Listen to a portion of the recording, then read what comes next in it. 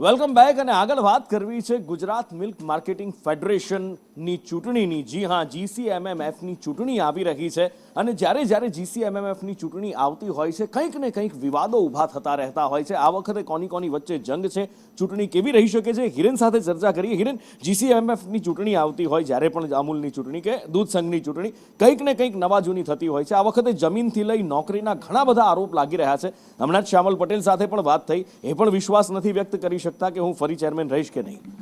આ ચૂંટણીમાં મોટે ભાગે જે અલગ અલગ દૂધ સંઘો છે એ દૂધ સંઘોના પ્રમુખો એટલે કે એના પ્રતિનિધિઓ ભેગા મળી અને જીસીએમએમએફ જે આખું મંડળ છે કે જે અમૂલના નામથી માર્કેટિંગ ગુજરાતના દૂધનું કરે છે એના ચેરમેન અને વાઇસ ચેરમેનની આ ચૂંટણી છે.